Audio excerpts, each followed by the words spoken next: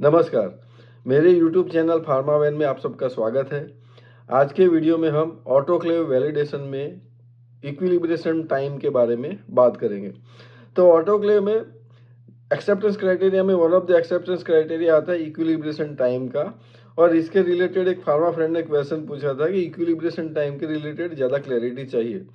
तो उसी टॉपिक को लेकर आज मैं ये वीडियो बना रहा हूँ। तो आप ये पूरा वीडियो देखेगा तो आपको हेल्प रहेगी और मेरी मेहनत भी सफल होगी। तो चलिए चालू करते हैं। तो पहले डेफिनेशन देखते हैं कि what is the definition of equilibration time. तो इक्विलिब्रेशन टाइम का डेफिनेशन HTM 2010 में ये दिया गया है कि time period which elapses between the attainment of sterilization temperature in autoclave chamber and within all parts of load inside the autoclave chamber.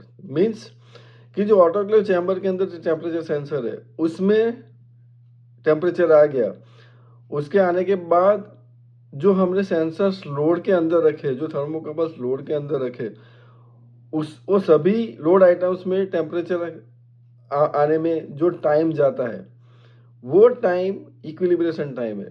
फिर से बोलता हूँ कि हमने स्टरलाइजेशन साइकिल चालू किया, हमने जगह जगह पे सेंसर रखे, हमने लोड में भी सेंसर डाले हैं। तो सबसे पहली बार जो ऑटोक्लेव का जो चैम्बर का सेंसर है उसके अंदर टेम्परेचर आ गया, उसमें आने के बाद सभी लोड आइटम्स में टेम्परेचर आने में कितना टाइम जाता है वो इक्विलिब्रेशन टाइम है। अभी उसका वैल्यूज भी HTM 2010 में दिया है। इक्विलिब्रेशन टाइम अगर आपका ऑटोक्लेव का चैम्बर का साइज 800 लीटर से कम है तो इक्विलिब्रेशन टाइम 15 सेकंड है, और अगर आपके ऑटोक्लेव का चैम्बर का साइज 800 लीटर से ज़्यादा है तो इक्विलिब्रेशन टाइम 30 सेकंड है। तो ये है डेफिनेशन एज पर HTM 2010 में। अब हम बात करते हैं दूसरी गाइडलाइन EN 285 की। तो EN 285 का डेफिनेशन है कि time difference which elapses between the attainment of sterilization temperature within reference measurement point in chamber and attainment of sterilization temperature within all parts of load kept in autoclave.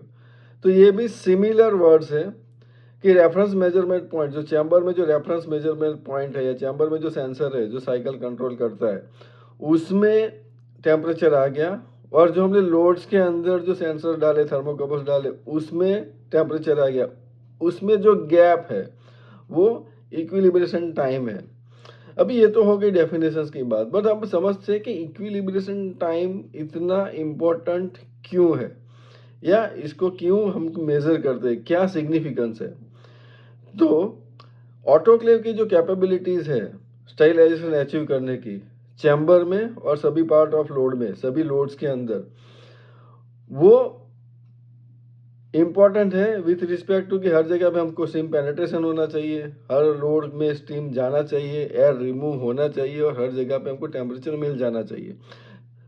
3-4 factor है जिससे कि एक successful autoclave cycle मिलती है या चलती है। पहला तो स्टीम क्वालिटी है, चैम्बर प्रेशर है, सेंसर की एक्यूरेसीज है, लोड आइटम्स का अरेंजमेंट है, लोड आइटम्स का रैपिंग कैसे किया है वो है, लोड आइटम्स एक दूसरे को ओवरलैप नहीं कर रहे, इतना कंजेस्टेड नहीं है, वो सब वो है। फिर हमारा सेंसर का एक्यूरेसी, थर्मोकपल्स का प्लेसमेंट कैसे किया है, ये सब चीज़ें जब हम ऑटोक्लेव वैलिडेशन करते हैं तो ये सब चीज़ें इंपॉर्टेंट है। लोड स्टरलाइजेशन का बेसिक पर्पस क्या है? स्टरलाइजेशन का बेसिक पर्पस चैम्बर में टेम्परेचर आ जाए वो नहीं है। स्टरलाइजेशन का बेसिक पर्पस है जो हमने लोड आइटम्स डाले हैं वो सभी लोड आइटम्स के अंदर टेम्परेचर आना चाहिए, वो स्टरलाइजेशन का बेसिक पर्पस है।